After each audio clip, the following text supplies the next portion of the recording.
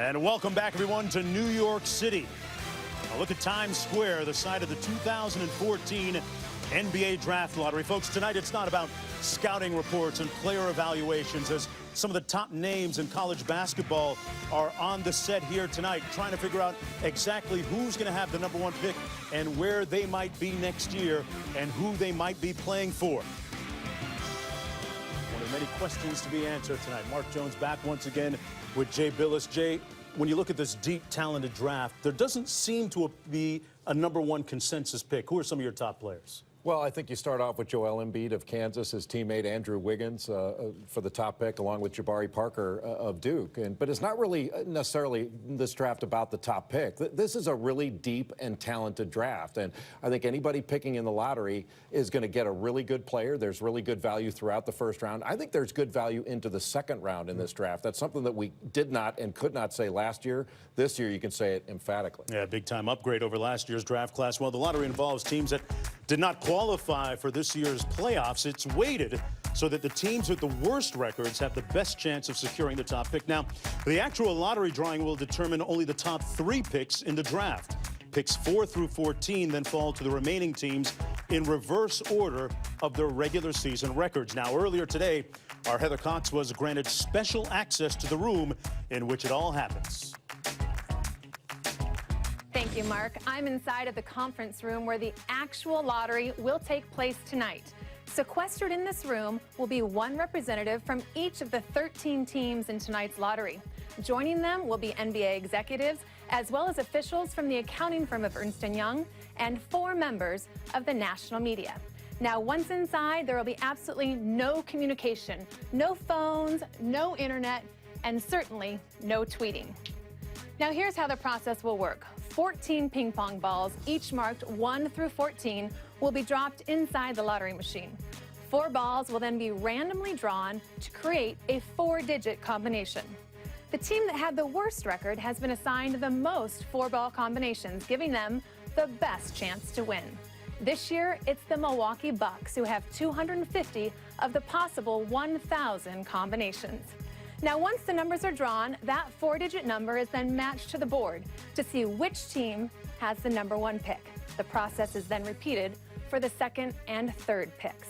Now, the balls here are just used for practice. The actual balls used tonight are locked inside the briefcase.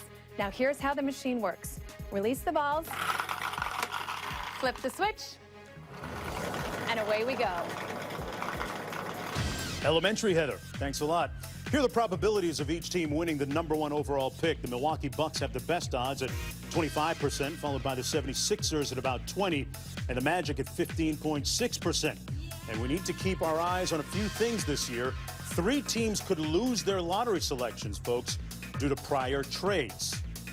Now, Jay, we talked a little bit earlier about Wiggins, Parker, Embiid, some of the guys at the top. Who are some of the other stars to keep an eye on? What about Randle, a double-double machine? Well, Julius Randle is an outstanding rebounder, a guy in today's age when he's talking about a stretch 4. He's not a great three-point shooter, but down in the paint, he can really go to work. And when he faces up, he can drive it, likes to spin, goes to that left hand. He's an excellent finisher, but a guy who's a prolific rebounder that rebounds out of his area, especially on the offensive end. He'll get you second shots and extra possessions, and he rebounds well on the defensive end. I think he has to improve as a defender, but he's a guy that is going to play a long time in this. He sort of reminds you of Zach Randolph, another lefty with the way he plays.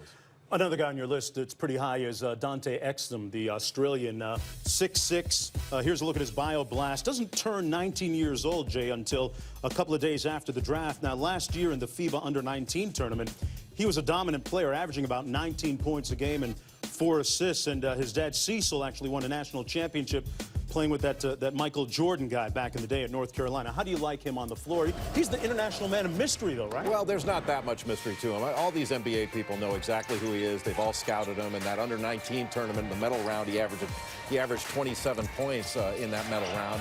Played in the Nike Hoop Summit and played extraordinarily well. The NBA scouts got to watch him play, and NBA personnel got to watch him play for an entire week in practices and then in the game. Long-armed, athletic, a really good point guard prospect. People question his shooting a little bit. I think he's inconsistent with his release point, but he's a guy that I think is going to be able to shoot it and will be a good shooter. Well, we have him. We have Embiid from Cameroon, and Another Canadian bit of flavor in this year's draft with Andrew Wiggins, who's standing by right now with our Heather Cox. Heather? Mark, thanks so much. Andrew, it seems that even before you set foot on the courts at Kansas, the expectations were high, and they continue to get higher and higher as we get closer to the draft. How have you been able to handle those expectations? Just trying to stay grounded, to try and play my game, stay coachable, and just stay humble. Well, you talk about staying grounded and staying humble, and that's the person that we've all gotten to know. You've always been extremely humble, but I love it. Yesterday, you spent some time at ESPN, went on First Take, and said you deserve to be the #1 pick. So now that everybody's right here, tell them why you deserve #1. It's just being a competitor. You never want to put no one else ahead of you. So I'm always going to put myself first above anybody. That's just the competitive side of me, and I think I can do a lot of damage in the NBA. More open court. That's more my game. More one-on-one, open space. So I think I'll do pretty good. I think so, too. We'll see you at the draft. Mark? All right, a very respectful and humble Andrew Wiggins. Could have another Canadian, in fact, go #1 in the draft. Last year, it was Anthony Bennett selected by the Cleveland Cavaliers. Jay, we have seen some of the top guys there. Who's in your next group of players to keep an eye on? Some really good players. You start out with Noah Vonleh, a center that has been playing at Indiana, a freshman, long arm. Doug McDermott, who is the leading scorer in the country, one of the top scorers in the country the last 3 years. Aaron Gordon, a spectacular athlete out of Arizona, guy who's a big-time defender that can really play in transition. James Young, probably higher here than most. He's a guy that can really shoot it and can really attack off the dribble. Very skilled and an excellent left-handed shooter, and a guy who I think can defend. So I've got him higher than most. But Doug McDermott is a guy that has done it for 4 years in college. Came out of Ames, Iowa as a high school teammate of Harrison Barnes, and in college he's been absolutely spectacular. 3 years averaging over 22 points a game. This year, 27. For his career, shot over 45% from three. Can take you down in the low post. He just knows how to play. And at the Combine in Chicago, really proved that he's an NBA caliber athlete. I think people question his athleticism. There are no questions anymore. Yeah, did pretty well on the max vertical jump, actually, at 36.5 inches. McDermott hopes to be the 3rd Creighton player drafted in the top 10. Well, coming up next, don't forget, folks, Dwayne Wade had 27 points in Game 1 of that Eastern Conference Finals in the loss against the Pacers. Going to try and turn up in Game 2.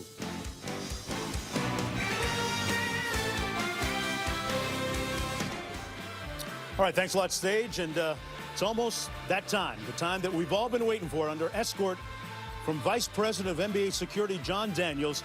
Here's the only person in our studio who knows the results, Denise Pelly, from the accounting firm of Ernst & Young, who's delivering the sealed envelopes to the stage.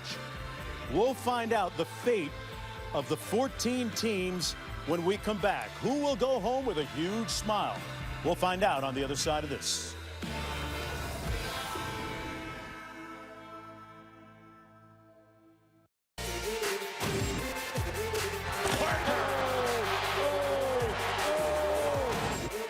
Oh my goodness, Aaron Gordon. His eyes were at the rim when he threw that baby down. Randall got it to full. Ball game. Wiggins. Oh my goodness. What explosiveness. Blocked by Embiid. What a big time play. He is an absolute superstar. And welcome back, everyone, to our Times Square studios. One final look at the odds. The Milwaukee Bucks won 15 games this year with the highest percentage chance of taking home that #1 pick at 25%. But keep in mind, the team that has had the highest chance has only won it 3 times in the last 20 years. And right now, let's go over to Heather Cox to meet the representatives from this year's teams. Heather? Mark, thank you so much. And first of all, to all of you, a big welcome and best of luck. Now, let's get to the introductions. With the Phoenix Suns, please welcome forward Markieff Morris. From the Minnesota Timberwolves, General Manager Milton Newton. Next, welcome Brian Shaw, head coach of the Denver Nuggets. From the New Orleans Pelicans, please welcome General Manager and Senior VP of Basketball Operations, Dell Demps. From the Cleveland Cavaliers, General Manager David Griffin. And tonight, the Detroit Pistons are represented by their forward, Kyle Singler. From the Sacramento Kings, Anjali Ranadive, daughter of Kings owner Vivek Ranadive. Representing the Los Angeles Lakers, the #1 pick in the 1982 draft, James Worthy. And James, we are not used to seeing the Lakers here at the draft lottery. What was the hardest part about watching your former team struggle this year? It was difficult. You know, we had a plethora of injuries, and we never could catch up. You know, it seems like every time we got somebody healthy, one person would go down. So it was uncharacteristic for us to have a season the way we did this year, but hopefully we can correct that after a little bit of growing pains. Well, I know the Lakers are hoping you bring them luck, as are those bobbleheads as well. That's right. Now with the Boston Celtics, please welcome co-owner Stephen Paliuca, who is actually wearing a tie that Red Auerbach gave him the day that he became owner of the Celtics. From the Utah Jazz, Brian Miller, son of Jazz owner Gail Miller. And with the Orlando Magic, Senior Vice President Pat Williams. Representing the Philadelphia 76ers, the one and only Dr. J, Julius Erving. Now, you have been hired as a special advisor to the 76ers. What do you think needs to happen for this team to get back to being a top team in the Eastern Conference? A lot of things.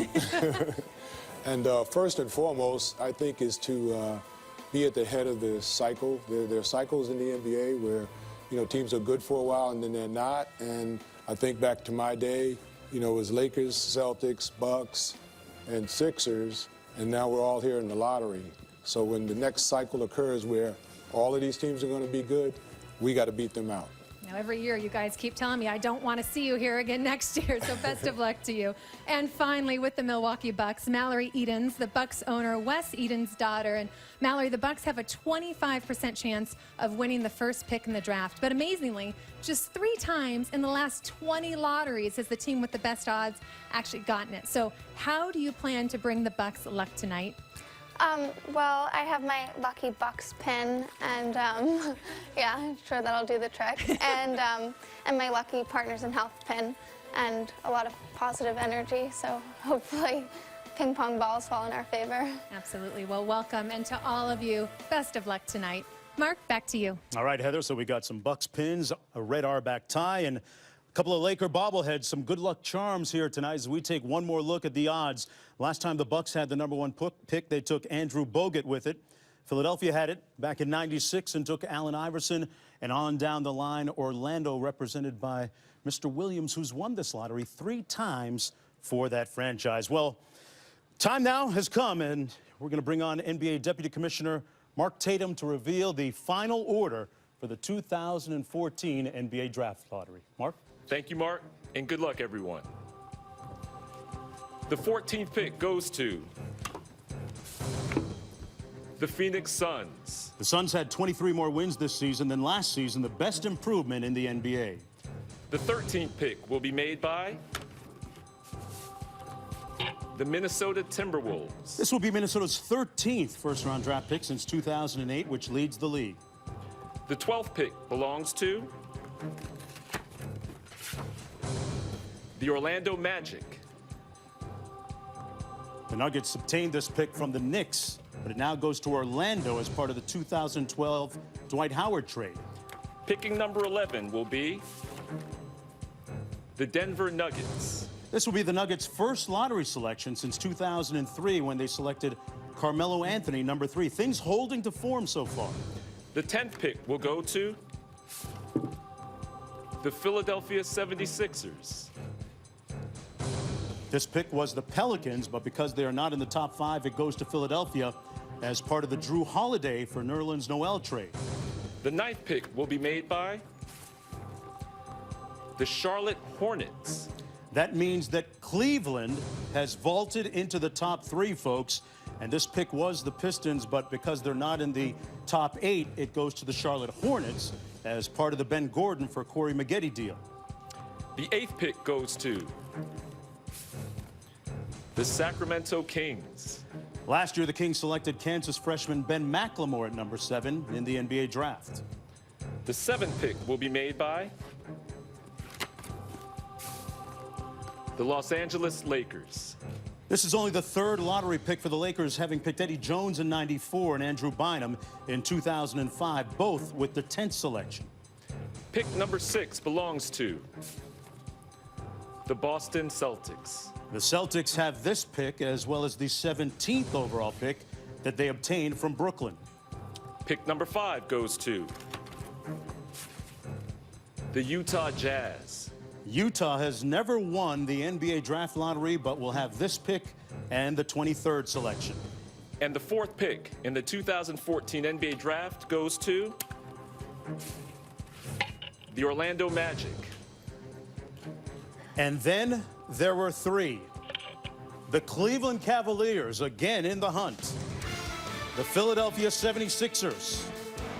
And the Milwaukee Bucks, which started off the night with a 25% chance of winning the draft lottery. Cleveland, Philadelphia, and Milwaukee.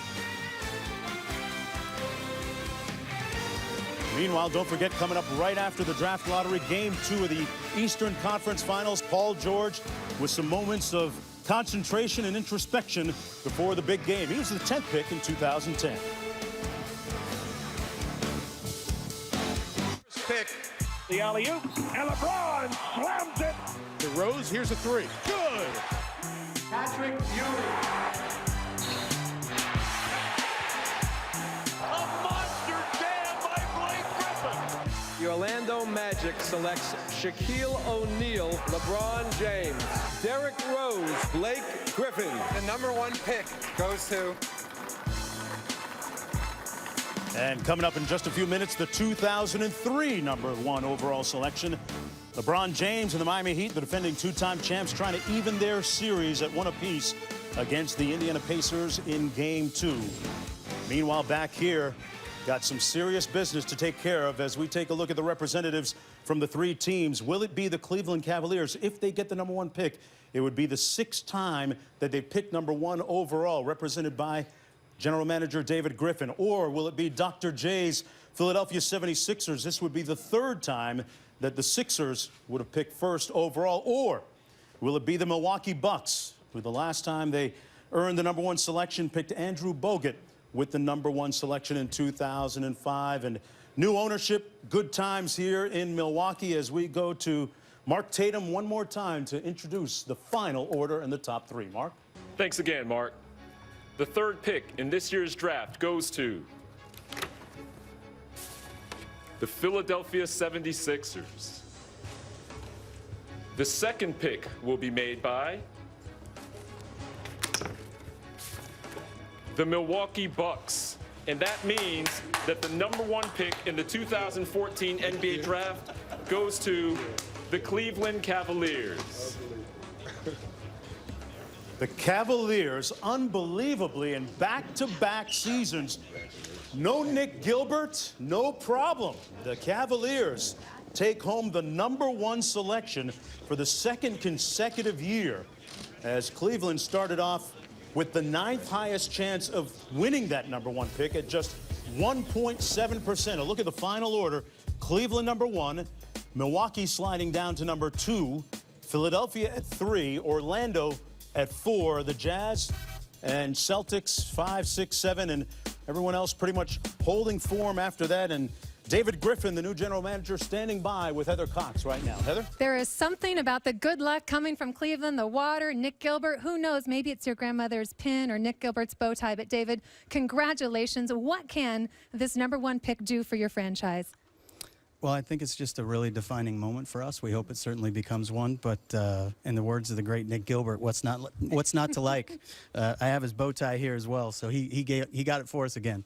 Hard to believe the 3rd time in 4 years that you've gotten this number 1 pick. What holes are you trying to fill in your lineup?